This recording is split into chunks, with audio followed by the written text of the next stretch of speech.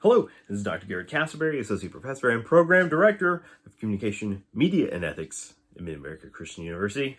I'm here with an asynchronous response to our COM 2113 Media Culture and Social Influence class. It is a digital lecture, but it's somewhat of an asynchronous dialogue, and that's what we refer to it as quite frequently, where we're taking students' reading discussion questions, the questions that the students put together in response to readings or perhaps videos assigned in a given class, and we draw these together to create a dialogue over the course of a class, but one that's kind of happening in rhythms, right? With each week, but it requires give and take on both ends, right? Students to write and continuously kind of update or perhaps refine, strengthen the style or quality presentation of their questions.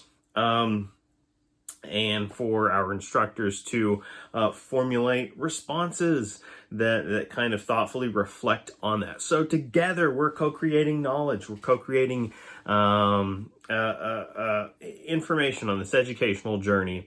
And while there have been times that I have personally tried to incorporate every single student question, it can become quite a bit of labor. Not that that's ever a bad thing, but under the unique and dare we say extreme circumstances we find ourselves in this period of time, what I've elected to do, and especially, and I want to shout out to the class, especially given the high volume of participation early, what we're needing to do at this juncture is just refine from those questions. So I've essentially picked about 2 questions per submission, and I just want to kind of walk through these with us, create a kind of lecture dialogue.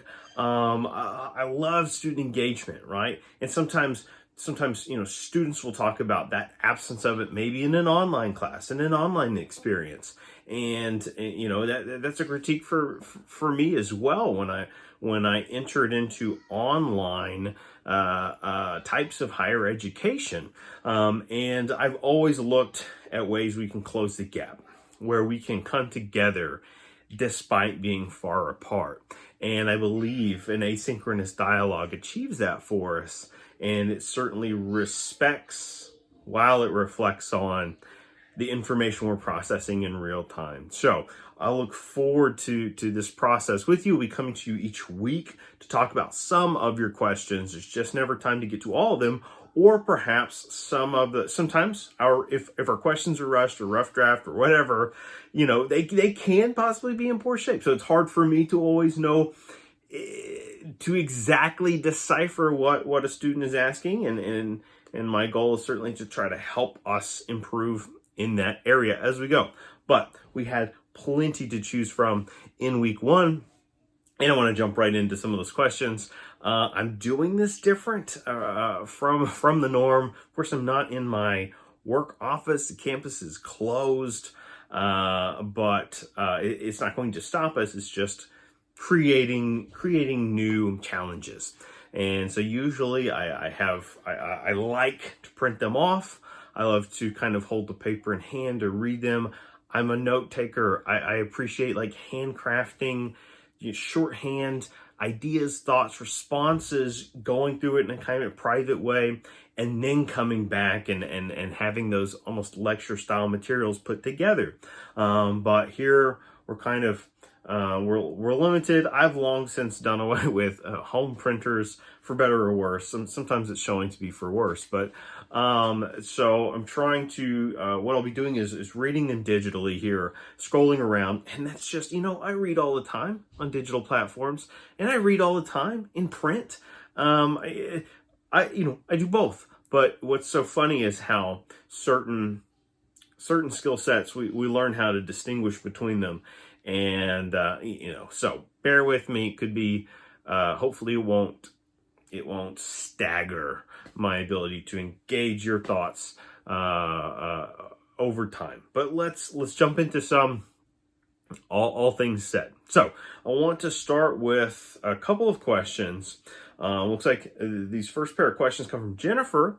And I was excited because these questions actually relate to one of our in-class videos, one of those introductory primer videos. So great job, heads up there, crafting some questions in response to that. I think, these videos are meant to close the gap sometimes. We have, just like so many of you are either, seniors taking an elective or taking an elective with an outside major. And that's great. And when we're building a course that can speak to you at the same time, it should, and it could, and it does. But some of these primer videos are meant to kind of give us that let's get all on the same page, right? And so we had a video on cultural studies, right?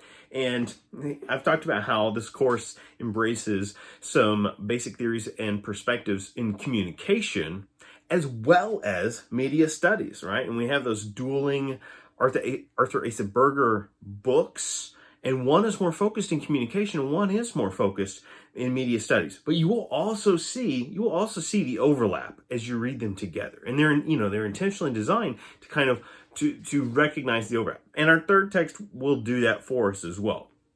But cultural studies is its own kind, it's its own discipline, but it's what we call interdisciplinary. And you know what? These other areas are too. Media studies is interdisciplinary. Communication studies is interdisciplinary. And that's why they weave together so well. So the cultural studies primer gives us that introduction. And guess what, folks? Some of the ways we're approaching our writing exercises in this class, we're doing some cultural studies type business, right? So we're celebrating that this course is giving us a rich exposure, at least, right? A blitzkrieg at times, but an exposure to several of these types of ideas. And that's a good thing. That's fulfilling the tenets of a humanities class, right? So bravo us. Okay, so to the questions from Hendershot Kreitzer's Cultural Studies Primer, Part 1. Jennifer asks first, the definitions of culture provided in the video are similar, yet very different. Both define culture as something that involves people interacting with one another. However, Greenblatt implies that culture controls people, while Story's definition suggests that individuals have some control over their participation. Is Greenblatt right or Story? Or is it possible for both of them to be correct? Aha! So we have almost a kind of, this is a great conversation starter. It's asking a question, but it's giving us a little bit of a lead, a little bit of a tease there at the end, a kind of, not really a rhetorical question, but a leading question. And you're exactly on point here, Jennifer, that it is possible for them to be both correct. And now we can, hopefully won't take too long, but have this very brief conversation understanding about the complexity of language and how, words mean things and they mean multiple things. We have, on one hand, we have what's referred to as a denotative understanding of a word or words. And the denotative meaning of a word is its primary meaning. We can kind of think of it like it's a dictionary definitional terms, right? So dictionary definition, denotative meaning. But we also have the connotative meaning to many word or words. And the connotative meaning, if denotative is the primary meaning of a word, then the connotative meaning or meanings is the secondary meanings, right? Plural meanings. And if we think about denotative dictionary, right, and we're aligning those Ds, then with connotative, there is a C word we can align with it, and it's cultural meanings, like cultural studies, but cultural meanings, meaning like maybe local meanings, maybe kind of, narrower, subcultural groupings of words. And that's where we think of things like slang or the way we, Okie speak, right? The way people say or express words to mean one thing in the South, but it could mean something very different on the West Coast and so on, right? This is one of those confusing barriers, not only to the English language, but if we want to call it the American English, right? Like US's take on English, that we've kind of pluralized our own language in certain ways that it can confound. I think one of the fun or funny exercises we see now is that difference between the way, and this is, there's nothing new under the sun, but young people take and kind of turn words, and words take on new meanings and different meanings based on how they're used in culture, right? How they're used in culture, like youth culture uses it. Or if you think about maybe certain segments of culture, right? Different demographics of people, or it could be by gender, or perhaps by race, or really socioeconomic demographic difference, and how they take and use language differently. And this is where we come up with this term that is very common to cultural studies, right? That key word, that key area of discipline. This term is reappropriation, right? To take a term or word or meaning and understanding, a linguistic understanding that's shared, and transform it for alternative uses, sometimes oppositional uses, right? It's funny how in culture we sometimes take a term that maybe used to be a positive or used to be negative, and we do just a complete reverse and we flip it around. It means it's opposite. And that's confusing, right? Isn't it? It is. But isn't that part of its game? Isn't that part of language's game? It is intentionally so. Sometimes it's confusing to be clever, right? To be humorous, maybe entertaining in a way. But then sometimes it's intentionally turned to confuse, maybe in a strategic sort of way, right? With a kind of